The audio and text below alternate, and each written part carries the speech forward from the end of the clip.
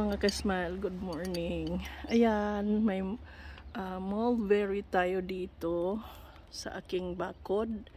So ayan siya, medyo hinog na yung iba, ang iba hindi pa. So kapitbahay guys, pumunta siya sa aking bakod, so pwede ako mag-harvest dito kasi nasa bakod ko na siya. Ayan, so hindi nila inaalis at pinuputol kasi okay lang naman sa akin. Ayan, at least may ma-harvest tayo, di ba? Kahit hindi tayo ang nagtanim, pwede tayo mag-harvest. Ayan siya guys, sobrang nakaka-amaze at masarap siya guys. Tinikman ko, mas lalo na yung parang hinog na siya. Ayan, kunin natin yan guys. So napansin ko kasi ito guys, una hindi ko siya nakita, hindi ko siya pinunan ng pansin. Sabi ko, anong klaseng ano ito, puno. Tapos in-research ko kasi hindi ko alam, hindi ko masyadong familiar. Tapos in-research ko guys, ayun, nakita ko nga mulberry siya. So sabi ko, maganda pala, nagtanim yung kapitbahay ko. So yan guys, mayroon pa doon. Yan, bakod ko na yan, nandito ko sa labas ng bakod ko. So yun ang orange ko guys. Punta tayo doon.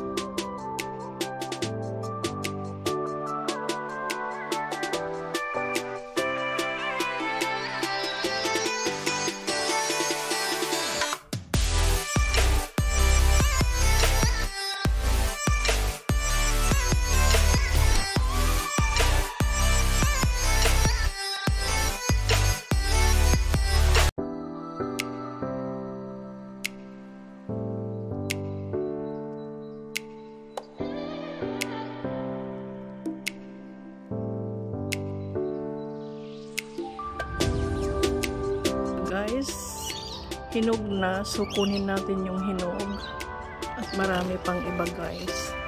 Yung iba hindi pa siya pwede kasi green pa siya, pero marami. So swerte ko dahil andito sila sa aking bakod. Ayan, diba?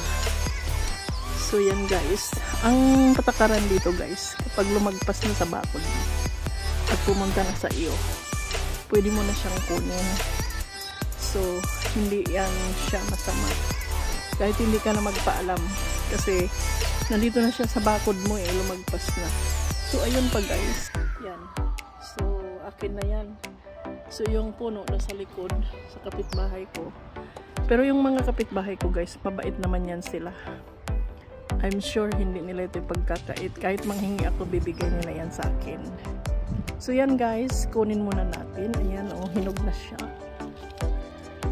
kasi kakainin lang ito ng mga ibon guys pag hindi mo kinuha, saka mabubulok lang sila, sayang naman.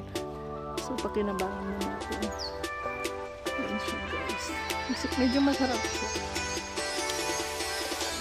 So yan guys, hinuha muna tayo. Hinog lang ang pwede para ano, medyo pula. Ay, mahuhulog naman siya. So, diba? Ang ganda niya. Fruits. Fruits. Walang. Hindi nila ma-harvest kasi nandito na sa bakod ko. Ako ang mag-harvest. Ganon din yung aking, ayan, yung orange ko doon. So, pwede sila manguha guys. Hindi yan bawal. Kasi nasa bakod mo na siya. Anyway, mabait naman yung mga kapitbahay ko. Ayan guys, manguha na tayo. Nandito na tayo sa loob ng ating bakod. Kanina nasa labas tayo. Ayan. Ngayon, harvestin natin yung pwede natin harvestin dito na okay na siya. So yan guys, yan, galing yan sa kabilang bakod sa ating kapitbahay. So dahil nandito ko sa bakod ko, kunin ko na siya guys. Harvestin ko yung pwede. Yan guys, harvest muna tayo.